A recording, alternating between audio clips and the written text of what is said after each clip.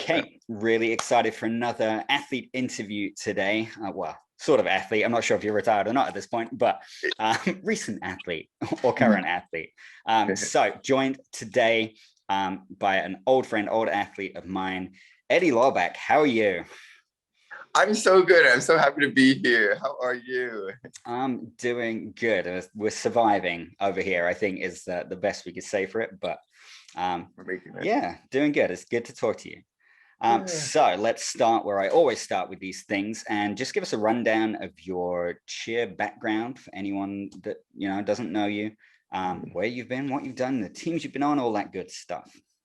Okay, so I started cheering I did a rec team when I was about 10 or 11 in my hometown in New Jersey, Flemington, New Jersey. My friend from school got me to do it. All my friends were doing it in school.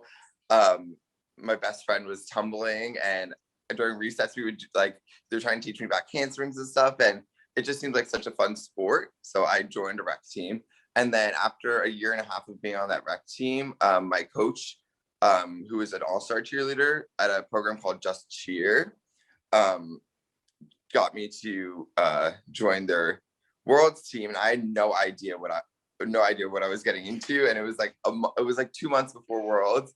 And I was in 7th grade, and I started practicing with them, and then went to my first Worlds.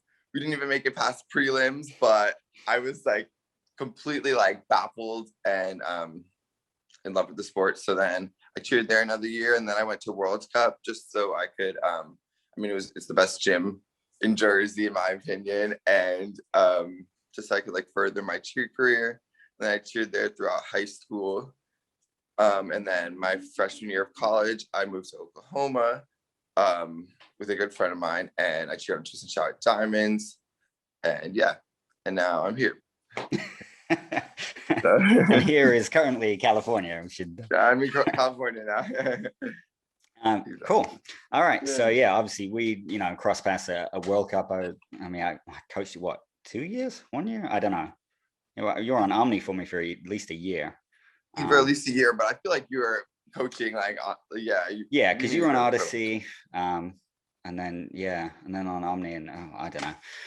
Yeah, either way, it's been around. And then I get to the last time I saw you, I think was at Worlds when you were with Diamonds, and I was up front cheering for you guys, as I recall. And it was so close and so far. But yeah.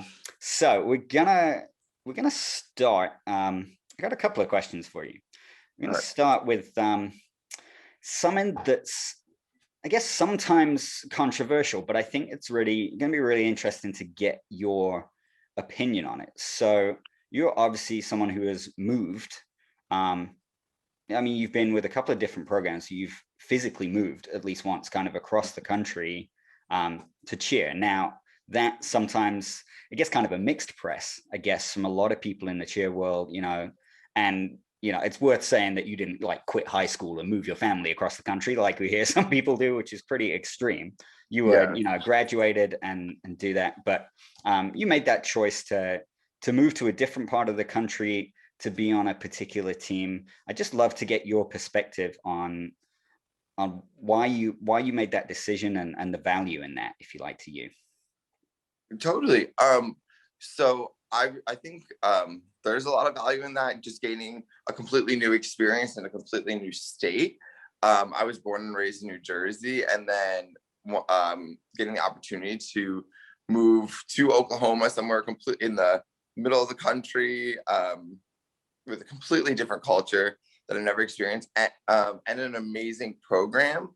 It just expanded my world view. It gave me completely new opportunities to meet new people, and just cheer for a completely different program with a different experience in the way they run their program, and a team that, in my eyes, was the very best team that I could ever dream of being on. So it was just kind of a dream for me to go out there and live that for a year, and it's just a great experience. And I think anybody who has the opportunity and the chance to do that, they should, because you will never get that chance again, you know, once you age out or get older. So yeah, I think it's a really good point, because you do, yeah, I mean, you only live once, you're only young once, you're definitely only young and healthy enough to do cheerleading at a high level once. That goes away pretty fast. So yeah, I think a lot of people, I don't know what the distaste, and maybe it is more younger athletes perhaps, you know, jumping around between teams, that's kind of frowned upon more. I think that culture is kind of established a little more now, you know, for super seniors, if you like, that super senior year. Definitely.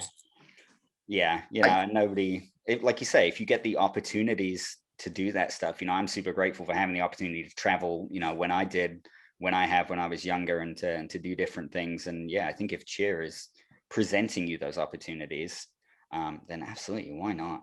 You know, go out and live it.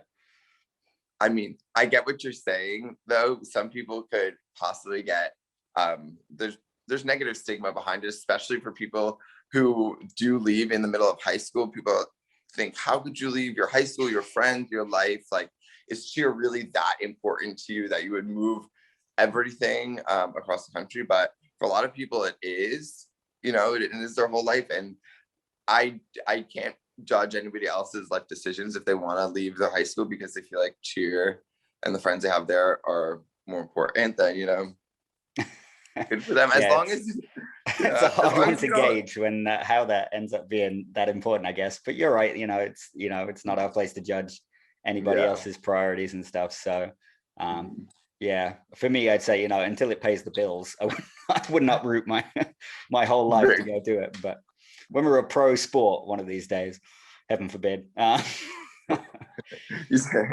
Okay, so on a similar kind of line, but as you say, you've been with a few different programs in New Jersey, obviously cheered at World Cup and then at Twist and Shout. I'm interested to know your thoughts on what you've learned from being in different programs, how, you know, maybe how they compare directly, if you like, you know, how the experience differs when you change programs like that.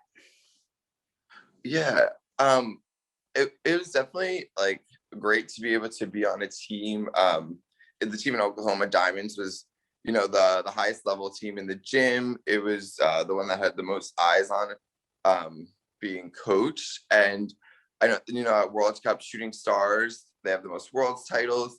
That is like more the coveted team, and because they are the most reputable and like have the most championship titles. It's a bit hard to make shooting stars if you're a boy, of course. Exactly. So to be able to move, especially if you're a boy and you can't be on the premier team in the gym, it's a great opportunity to get to do that for a year and experience that. Because especially moving to Twist and Shout, where the gym is a really small gym. There's only in Tulsa, the Diamonds is the only now level 6 team, but so it was the only level 5 team at the time. And so every other team in the gym really looks up to you because you're the only level 5 team in the whole gym. And that's the team that every single kid wants to be on in the whole gym. So you get a lot of love being on that team. So there's got to be that culture change. I mean, moving from New Jersey to Oklahoma in itself couldn't pretty much be as, you know, it's short of moving to Japan, I would think, is about as culture so shock different as you could make it. And I don't know Twist and Shout directly. You know, I know a few of the coaches, but I don't know the gym itself. But I know World Cup is this big bus. It's like New York City itself. You know, it's this big bustling metropolis of a gym. Was that the same? Was that different? You know, is it a different feel? The completely different feel. Like you said, if World Cup was like New York City, like Twist and Shout is like a little like country like ranch. Like it's just so different, like so comfortable. Like for example, at World Cup, most athletes aren't allowed to go behind the counter and like go on the computer and stuff like that. But at Twist and Shout, I could kind of just walk in and go wherever I wanted. Do you know what I'm saying? It was there was the more like, they don't really consider this Southern, but like the Southern comfort of being in Oklahoma. Like you could really feel it. You know what I'm saying? Like it was just very They don't laid consider back, themselves Southern. That's pretty far south. They're like, we're Midwest heartland. They don't consider themselves Southern. I know. I'm like, I guess it's a little of both. Yeah. Southwest is not the Southeast, I guess. That's it's not the deep South. That's different, but that's a little different. But I know we're talking about things English people aren't going to understand at all right now. So, what about kind of coaching style and things like that? You know, what a different feel with that and that kind of thing. Definitely. At World's Cup, there were a lot more coaches in the gym. Period. Like tons of coaches. At Twist and Shout, like I'd say there was no more than like 10 total for the whole gym. No, like including tumbling coaches and like staff that work behind the desk. And the coaching, especially for diamonds, we had Augie, Cream, and Amber. And I know that Augie and Amber were from and Cream, they were all from out of state. They moved there to coach at Twist and Shout. So they brought like a very intense energy that I don't think most Oklahomans were like used to, which was really good for the gym. And I know that at World Cup, there were so many coaches from all over, like you, and I know Parky was from California too. And so there's lots of mixed energies. So in that way, it was like really similar in the intensity of the coaching styles. Yeah, they're both very, very intense. At Twist and Shout, though, I'd say the practice styles, the way practices were ran from Twist and Shout to World Cup were so different. Where at like Twist and Shout, we would easily stay like 3-4 hours and just continuously just like go, where at World Cup, we would work on one thing and like perfect it and go full out one time and try to have one perfect full out. And then like work on our tumbling and stuff like that. But just in Shout, it would be more like, I feel like there was a heavier focus on conditioning. Bear crawls, I just can't get over how many bear crawls we did. Like I still like have nightmares, but yeah, the one thing that really hit me when I first got to World Cup was the intensity of practice. I was, coming from a gym where our regular practice time was 2.5 or 3 hours, and it was steady pace, and whatever. World Cup is like bang, hour of tumbling, bang, hour of cheering. That's what you got, and you got to get it done. And that intensity took some getting used to. That was crazy. So yeah, it's definitely, that is different. And that's different than like, I feel like any gym that I've been to with the separate tumbling and cheer hour, because in that one cheer hour, you have to warm up, go full out, and fix any issues that you've had with your routine. Where like at Twist and Shout, we had 3 hours to just like do everything. And so you could take, like you said, take your time a little bit more. But yeah. I think that's where my aversion to drink breaks came. I mean, I just don't give drink breaks anymore because I don't have time for you to have a drink. We don't have time. But no one has time for water. Water yourself afterwards. Yeah. All right, cool. Last question then. The same one I'm giving to all the athletes that come on here.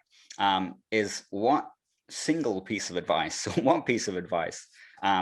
as somebody who's really, reached a super high level in the sport. I mean, you're a world silver medalist.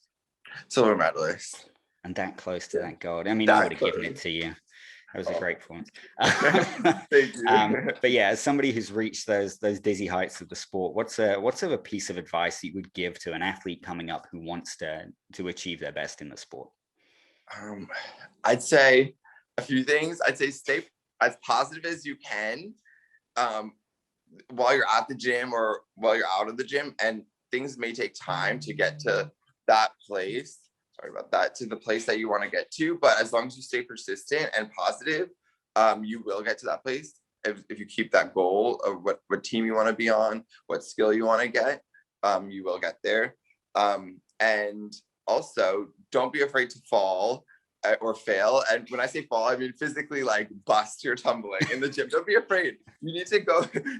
Falling is part of learning, so you need to throw new skills that you may or may not, be comfortable with. Because if you stay within your comfort, you're never gonna, progress. So positivity, pushing yourself out of your comfort zone, not being afraid to fail, because coaches love to see when you're trying your hardest, to get those skills. That's what coaches want to see, the extra work. I'm glad you said positivity, actually, because that's one of the like resounding things, that I remember working with you. Like, boys can be difficult to coach sometimes. Of a way, just in terms of like, not really work ethic. Usually guys usually work pretty hard, but attitude and getting people to, really focus and stuff. And you were always easy to coach. That was never difficult with you, because you were always positive and motivated. Like, you always wanted to do stuff. I remember you coming in and just, particularly co-ed stunting, when you were fairly early on in your development with co-ed stunting. The whole cheer industry was fairly early in its development, all-star co-ed stunting. And just you working that skill to get that nailed. And all kinds of stuff, like, just a ray of sunshine for the team, which is something that guys do sometimes bring, is that fun and positivity to a team. But that's certainly embodied in you, definitely, as an athlete. Thank you. I think that good energy at practice, not only just like energy of your skills, but like a bond with your team, like having that like love for the people that you're on the mat with is so important, because you can't get through a difficult routine where you're physically pushing your body to those limits unless you have like people that you like love and support, like pulling you up, so that energy.